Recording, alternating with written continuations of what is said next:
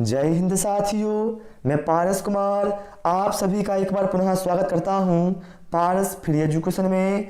आज मैं मध्य प्रदेश शिक्षक भर्ती वर्ग 3 के लिए हिंदी का मॉक टेस्ट लेकर आया हूं, जिसमें टोटल 25 प्रश्न हैं जो कि आपके सिलेबस के अनुसार हैं। आप सभी लोग ये सोचें हम एग्जाम हॉल में बैठकर इस टेस्ट को लगा रहे हैं और जो भी आपका स्कोर आएगा वो आपको ईमानदारी से कमेंट बॉक्स में बताना है। तो बिना समय गवाए शुरू करते हैं भाई। प्रश्न क्रमांक 1 से यहाँ पर कहा गया है, निम्नलिखित में से कौन सा विपरीत अर्थ शब्द नहीं है। मतलब यहाँ पर बताना है कौन सा विलोम शब्द का जोड़ा नहीं है। देखिए, आदि का विलोम अंत होता है, बिल्कुल भाई सही है। अतिवृष्टि का विलोम अनावृष्टि होता है, ये भी सही है। आहुत का विलोम अनाहुत होता है, ये भी सही है। कृतज्ञ का विलोम ऋणी होता है, नहीं मेरे भाई, कृतज्ञ का पर्यायवाची ऋणी होता है, बल्कि जो कृतज्ञ का विलोम होता है वह है कृतघ्न होता है। अर्थात हम कह सकते हैं जो विकल्प डी है ये सही नहीं है, यही हमारा राइट आंसर हो जाएगा। ठीक है, कृतज्ञ का विलोम कृतघ्न होगा। इसके बाद हम अगला क्वेश्चन लेते हैं। किस समास में प्रथम पद विशेषण तथा दूसरा पद विशेष्य होता है। यहां पर राइट आंसर हमारा विकल्प डी के साथ जाएगा। साथ ही जो कर्मधारय समास होता है इसमें प्रथम पद क्या होता है, विशेषण, मतलब विशेषण वाला होता है, और दूसरा पद क्या होता है, विशेष्य होता है। जैसे हम बात करें काली मिर्च की, तो पहला पद क्या है इसमें, काली, और दूसरा क्या है, मिर्च है। तो पहला पद क्या है, विशेषण है, मतलब यह विशेषता बता रहा है भाई कि मिर्च कैसी है, काली है। ठीक है, जैसे हम बात करें मृगनयन, ये भी क्या है, कर्मधारय समास होगा। ठीक है, यदि आपसे पूछा जाए किस समास में दोनों पद प्रधान होते हैं तो बताइएगा द्वंद्व समास में। किस समास का पहला पद संख्यावाचक होता है तो आप बताएंगे द्विगु समास। ठीक है, इसके बाद भाई हम प्रश्न क्रमांक 3 लेते हैं और आप सभी लोगों से रिक्वेस्ट है, वीडियो पसंद यदि आपको आता है आपको वीडियो को लाइक करना है, अपने साथियों के साथ इसे शेयर करना है, और यदि आप पहली बार हमारे चैनल पर आए हैं तो इसे सब्सक्राइब भी कर लेना है। यहाँ पर कहा गया है पहली और दूसरी कक्षा में भाषा शिक्षण के साथ ही कला शिक्षा को समाहित करने का उद्देश्य नहीं है। ध्यान रखिएगा, पहली और दूसरी कक्षा के हिसाब से यहां पर बात हो रही है कि भाषा शिक्षण में के साथ जो कला शिक्षा को समाहित किया जाता है इसका क्या उद्देश्य नहीं है। चित्रों के माध्यम से अभिव्यक्ति का विकास, बिल्कुल भाई सही है। बच्चों द्वारा आनंद की प्राप्ति, बिल्कुल भाई, कक्षा 1 और 2 में बच्चों की रुचि का विशेष ध्यान रखना है कि बच्चों को जिसमें आनंद की अनुभूति हो, ये बिल्कुल सही बात है।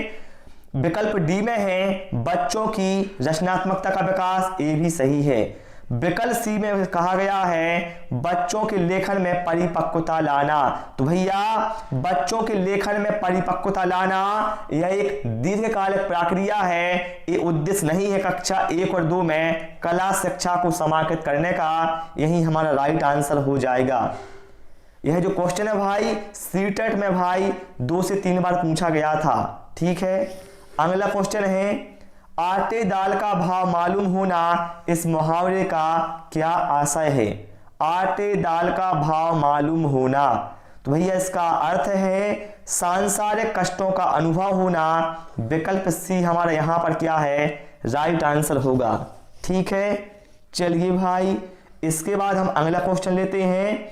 आप सभी लोग भी सारे प्रश्नों के आंसर कमेंट बॉक्स में कमेंट अवश्य करते जाएं। परिणाम का सही संधि विग्रह क्या होगा। बहुत सारे साथी क्या करेंगे, विकल्प ए को यहां पर राइट आंसर बता देंगे, लेकिन मेरे भाई ये गलत है। परिणाम का जो सही संधि विच्छेद है वह परि प्लस नाम होगा। विकल्प बी हमारा क्या है, राइट आंसर होगा। और यहां पर हम बात करें संधि कौन सी होगी, तो भैया यहां पर होगी व्यंजन संधि। ठीक है, चलिए इसके बाद हम अगला क्वेश्चन लेते हैं। संदर्भ में व्याकरण का शैक्षिक निहितार्थ क्या है? आप लोगों ने कई बार सुना होगा कि बच्चों को जो व्याकरण है वह पाठ के संदर्भ में पढ़ाना चाहिए। इसका भैया अर्थ ये है कि जो व्याकरण है यह पाठ के संदर्भ में सिखाया जाता है। विकल्प बी यहां पर हमारा राइट आंसर होगा। जैसे मान लीजिए बच्चों को आप कोई पाठ पढ़ा रहे हैं, उसमें कोई शब्द आ गया तो आप उसका क्या है संधि विच्छेद करके बताएंगे और उसका अर्थ समझाएंगे, उसका पर्यायवाची बताएंगे। ठीक है, मतलब दोनों क्या है साथ साथ में कवर होते जाएंगे। ठीक है, चलिए इसके बाद हम अगला क्वेश्चन लेते हैं। मृत्युंजय, पिनाकी तथा व्योमकेश किस देवता के पर्यायवाची हैं? तो भैया ये जो पर्यायवाची हैं ये है शिव के पर्यायवाची। विकल्प सी हमारा क्या है राइट आंसर होगा। ठीक है, चलिए अगला क्वेश्चन लेते हैं। और यहां पर मैं आपको ऐसे ही क्वेश्चन भाई करवा रहा हूं, चाहे वो पेडागोजी के हों चाहे व्याकरण के हों, जो कि एग्जाम में आ सकते हैं। निम्नलिखित में से वाक्य के शुद्ध रूप का चयन करें। बताना है इसमें से कौन सा वाक्य शुद्ध है। बताएं आप लोग क्या होगा यहाँ पर राइट आंसर। यदि आपने यहाँ पर चुना विकल्प डी तो आप बिल्कुल सही हैं भाई। भारत में अनेक जातियां हैं, ये जो वाक्य है बिल्कुल शुद्ध है। ठीक है, चलिए इसके बाद हम अगला क्वेश्चन लेते हैं।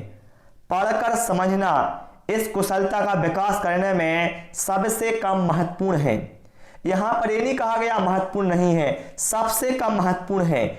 ऐसी कंडीशन में आपको क्या करना है, चारों विकल्पों को आपको पढ़ना है और जो आपको सबसे कम महत्वपूर्ण लगता है वही आपका आंसर हो जाएगा। तो देखिए यदि आपने किसी चीज को पढ़कर समझा है तो आप कहानी का अंत बदल देंगे, ये बिल्कुल सही है। ठीक है, कहानी को अपनी भाषा में कहलवाना ये भी भैया बिल्कुल सही है। कहानी पर आधारित जो प्रश्न बन सकते हैं वो भी बनवाना। ठीक है, लेकिन कहानी पर आधारित व्याकरण समझना, यह पढ़कर समझना कुशलता का विकास करने में भाई सबसे कम महत्वपूर्ण है, अर्थात जो विकल्प बी है हमारा राइट आंसर होगा। ठीक है, चलिए इसके बाद हम अगला क्वेश्चन लेते हैं। अपादान तत्पुरुष समास का उदाहरण क्या है? आप सभी को पता होगा भैया कि जो तत्पुरुष समास है इसको भी क्या है विभक्तियों के आधार पर बांटा गया है। तो यहां से एग्जाम में क्वेश्चन बनते हैं और छात्र बहुत गलती करते हैं भाई, लेकिन बहुत आसान होते हैं भाई। जैसे यहां पर हम देखें अपादान तत्पुरुष, तो हम जानते हैं अपादान तत्पुरुष में क्या होता है विभक्ति से होता है। विभक्ति क्या होती है से होती है और क्या होता है अलग होने का भाव होता है। तो यदि हम देखें माखन चोर, तो यहां पर क्या है माखन को चुराने वाला, यहां विभक्ति क्या गई को। भैया को किसकी होती है कर्म तत्पुरुष समास होगा। यहां पर क्या है गौशाला, मतलब क्या है गौ के लिए, शाला मतलब विभक्ति क्या है के लिए, अर्थात क्या होगा संप्रदान तत्पुरुष होगा। ठीक है, यहां पर क्या है ऋण मुक्त, मतलब क्या है ऋण से मुक्त, ऋण से मुक्त। यहां पर आप देखें विभक्ति क्या है से, और यहां पर व्यक्ति क्या है ऋण से मुक्त हो रहा है, अर्थात क्या है अलग होने का भाव है, इसलिए यहां पर क्या है अपादान तत्पुरुष हो जाएगा। विकल्प सी हमारा क्या है राइट आंसर होगा। यदि हम बात करें गगन चुंबी की तो क्या होगा गगन को चूमने वाला, विभक्ति क्या है को, अर्थात क्या हो जाएगा कर्म तत्पुरुष। आप लोग वह सूत्र याद कर लेना, कर्ता ने कर्म को, है ना वो सूत्र है ना, उससे आपको सभी विभक्तियां याद हो जाएंगी। चलिए भाई इसके बाद हम अगला क्वेश्चन लेते हैं। सम किस रस का स्थायी भाव है? बताना है जो सम है भैया यह किस रस का स्थायी भाव है। तो भैया ध्यान रखिएगा शांत रस का स्थायी भाव होता है सम या फिर निर्वेद। क्या होता है शांत रस का स्थायी भाव सम या निर्वेद होता है। यहां पर विकल्प बी हमारा क्या है राइट आंसर होगा। करुण रस का स्थायी भाव क्या होता है तो बताइएगा शोक होता है। ठीक है, चलिए इसके बाद हम अगला क्वेश्चन लेते हैं। जिन शब्दों के सार्थक खंड ना हो सके और जो अन्य शब्दों के मेल से ना बने हों उन्हें क्या कहा जाता है? तो भैया उन्हें कहा जाता है ऋण शब्द कहा जाता है। क्या कहा जाता है? उन्हें ऋण शब्द कहा जाता है। जैसे हम बात करें घर हो गया, दिन हो गया, ठीक है, क्या हो गया? घर, दिन, घोड़ा, ये सभी क्या है? ऋण शब्द हैं। इनके भाई सार्थक खंड नहीं हो सकते हैं, ठीक है। चलिए भाई इसके बाद हम अगला क्वेश्चन लेते हैं। भाषा सीखने की कौन सी विधि मातृभाषा को मध्यस्थ बनाए बिना, ध्यान रखिएगा, मातृभाषा को मध्यस्थ बनाए बिना दूसरी भाषा को सीखने में सहायक होती है? तो भैया उस विधि का नाम क्या होता है? प्रत्यक्ष विधि है मेरे भाई। ये कई बार एग्जाम में पूछा गया है। विकल्प डी हमारा क्या है? राइट आंसर होगा, ठीक है। चलिए इसके बाद हम अगला क्वेश्चन लेते हैं। जिसका इंद्रियों से अनुमान ना किया जा सके, या यही आपसे पूछा जाएगा जो इंद्रियों से परे हो, बात एक ही है, ध्यान रखिएगा, तो उसे कहा जाता है अतीन्द्रिय। विकल्प बी हमारा क्या है? राइट आंसर होगा। एग्जाम में एक चीज और पूछी जाती है, जिसने इंद्रियों को जीत लिया हो उसे क्या कहा जाएगा? तो भैया उसे कहा जाएगा जितेंद्रिय, अर्थात जिसने इंद्रियों को जीत लिया है। चलिए इसके बाद हम अगला क्वेश्चन लेते हैं। मैं वहां पहुंचा जहां पीपल का पेड़ खड़ा था, यह वाक्य बताना है कैसा है।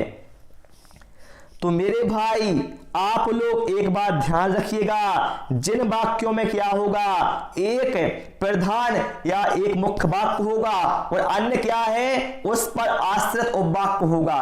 यहां पर आप देखें, मैं वहां पहुंचा, कहां पहुंचा? जहां पीपल का पेड़ खड़ा था। मतलब क्या है? ये वाक्य कैसे हैं? एक दूसरे पर आश्रित हैं, ठीक है। तो यहां पर भाई क्या होगा? मिश्र वाक्य होगा मेरे भाई। विकल्प सी हमारा क्या है? राइट आंसर होगा, ठीक है। चलिए इसके बाद हम अगला क्वेश्चन लेते हैं। मां वर्ण का उच्चारण स्थान क्या है? बताना है जो मां है इसका उच्चारण स्थान क्या होता है। ध्यान रखिएगा, मूर्धा में क्या क्या होता है? टा हो गया, ठा हो गया, डा, ढा, ये क्या आता है? मूर्धा के अंतर्गत आते हैं। ता हो गया, था हो गया, दा, धा, ना, ये आएंगे हमारे दंत के अंतर्गत। ओष्ठ के अंतर्गत पा, फा, बा, भा, मा। बहुत आसान है भाई, आप इनको पढ़ लीजिए, ठीक है। तो यहां पर हम देख सकते हैं जो मां है वह किसके अंतर्गत आ रहा है? ओष्ठ के अंतर्गत। विकल्प सी हमारा क्या है? राइट आंसर होगा। कंठ के अंतर्गत आते हैं का, खा, गा, घा, ठीक है। ये आप इसको भी ध्यान रखिएगा। और आप एक काम करें, इनको बोल के देख लीजिए करें। जैसे आप माँ को बोल कर देखें माँ, तो आप देख रहे हैं, आप इन्हें ओंठों की सहायता से ही बोल सकते हैं, ठीक है। चलिए इसके बाद हम अगला क्वेश्चन लेते हैं। सुरभि किसी भी ऐसे शब्द विशेष को बोलने में कठिनाई का अनुभव करती है जिसमें 2 से अधिक बार ता की आवृत्ति हो, आप उसे क्या करेंगे? बताएं आप लोग। मेरे भाई ध्यान रखिएगा, यदि किसी सब व्यक्ति को, यदि किसी बच्चे को कोई शब्द बोलने में कठिनाई अनुभव होती है, महसूस होती है, तो आपको क्या करना है? उस शब्द का अभ्यास उससे आपको बार बार करवाना है। क्या होता है? ऐसी जो त्रुटियां होती हैं वह अभ्यास से क्या है? दूर हो जाती हैं। तो यहां पर हम देखते हैं किसमें कहा गया है, ऐसे शब्दों का विकल्प ढूंढ कर देंगी। भाई ढूंढ कर देने से कुछ नहीं होगा, अभ्यास करवाना पड़ेगी। ऐसे शब्दों को बार बार सुनने से कहेंगी। भैया सुनने से क्या होगा? कठिनाई तो से बोलने में है, ठीक है। बोलते समय इस ओर ध्यान ना देने के लिए भैया इससे गलतियां दूर नहीं होती। यदि बच्चे को कोई गलती है और आप उस पर ध्यान नहीं देंगे तो गलती दूर हो जाएगी? नहीं होगी, बल्कि आप क्या क्या करेंगे?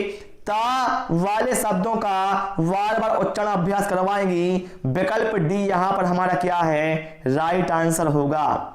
चलिए अगला क्वेश्चन है, निंदा शब्द का विलोम शब्द क्या है? निंदा, तो भैया निंदा का विलोम होता है स्तुति होता है मेरे भाई।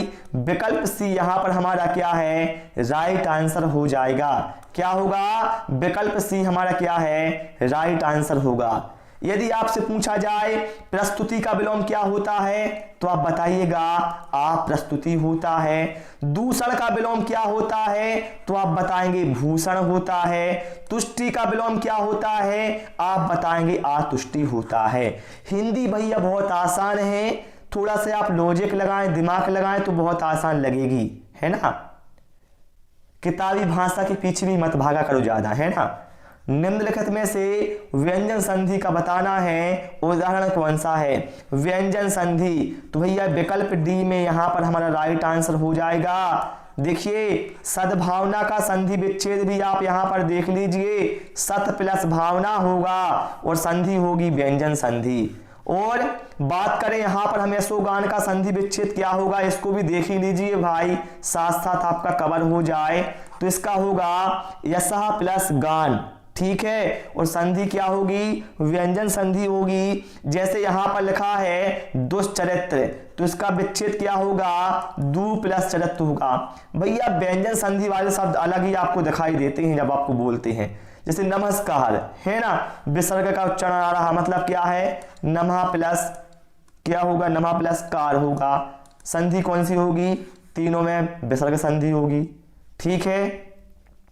मजा आ रहा है ना क्लास में। यदि भाई क्लास पसंद आ रही है तो कमेंट बॉक्स में अवश्य बताएं कि हाँ आपकी क्लास मुझे बहुत पसंद आ रही है। इसमें हम 25 प्रश्नों को पढ़ेंगे, ठीक है। चलिए अब यहां पर देखिए, जिन अव्ययों से हर्ष, शोक, घृणा आदि भाव व्यंजित होते हैं तथा जिनका संबंध वाक्य के किसी पद से नहीं होता उन्हें क्या कहते हैं। तो भैया उन्हें कहा जाता है विस्मयादि बोधक है। जैसे मैंने कहा ओह ये कितना सुंदर दृश्य है, तो यहां पर ओह क्या है, विस्मयादि बोधक शब्द है। अरे वह तो बहुत अच्छा था, ठीक है, ओके। चलिए इसके बाद हम अगला क्वेश्चन लेते हैं। इसको हम पहले छोटा करते हैं जिससे चारों ऑप्शन आपको ठीक दिखें। आप ठीक है, ओके। चलिए अकादमिक सत्र शुरू होने के 2 माह तक भी कक्षा 4 के विद्यार्थियों को भाषा की पाठ्य पुस्तकें उपलब्ध नहीं कराई जा सकी हैं। ऐसी स्थिति में शिक्षक क्या करेगा। मेरे भाई सॉरी, आप लोग एक बात ध्यान रखिएगा, जब आप प्रश्न पढ़ते हैं उसको थोड़ा रुक रुक के पढ़ा करें समझते हुए, तो आपका आधा कॉन्सेप्ट वहीं पर क्लियर हो जाता है। देखिए भाई अकादमिक सत्र शुरू हो गया, 2 माह हो चुके हैं, फिर भी कक्षा 4 के विद्यार्थियों क्या है, विद्यालय से पाठ्य पुस्तकें नहीं मिली हैं। आप क्या करेंगे, पाठ्य पुस्तक के उपलब्ध होने पर पठन लेखन की प्रक्रिया आरंभ नहीं करवाएंगे। ये तो भाई गलत बात है, ठीक है। भाषाई क्षमताओं के विकास के लिए अन्य विषय की पाठ्य पुस्तकों का प्रयोग करेंगे, नहीं भैया। किसी बच्चे को हिंदी पढ़ना है और आप उसे अंग्रेजी पढ़ा रहे हैं, ये तो गलत बात है भाई। श्रवण एवं वाचन कौशल का अभ्यास करवाते रहें। बिल्कुल भैया, किताबें नहीं मिली तो क्या हुआ भाई, जब तक आप क्या करें, श्रवण एवं वाचन कौशल का अभ्यास करवाते रहें, क्योंकि बच्चे कौन सी क्लास के हैं, प्राइमरी लेवल के हैं, ठीक है। और यदि आप कहते हैं विद्यार्थियों को आप पुस्तकें स्वयं खरीदें तो गलत बात है भाई आपकी, ठीक है। चलिए इसके बाद भाई हम अगला क्वेश्चन लेते हैं। बताना है यहां पर निडर में कौन सा समास है।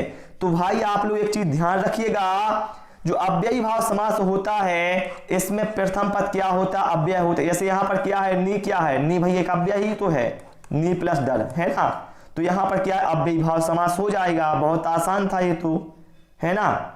चलिए अब बताइए यहां पर कौन सा शुद्ध लिखा हुआ है, सही विकल्प है ना। बताइए किसकी वर्तनी शुद्ध है, तो यहां पर सीधा है जो दे है कि भाई इसमें क्या आ की मात्रा आती है, विकल्प डी यहां पर हमारा क्या है, राइट आंसर हो जाएगा। चलिए भाई इसके बाद हम अगला क्वेश्चन लेते हैं। भाषा शिक्षण में खेल का सर्वाधिक महत्वपूर्ण स्थान है, क्योंकि बताएं आप लोग, भाषा शिक्षण में खेल का सर्वाधिक महत्वपूर्ण स्थान क्यों होता है, क्यों होता है भाई। क्योंकि भैया जो खेल है ये भाषा को क्या है, विस्तार देते हैं मेरे भाई। विकल्प सी या ए यहां पर हमारा क्या है, राइट आंसर होगा। ठीक है, विकल्प ए यहां पर हमारा राइट आंसर होगा।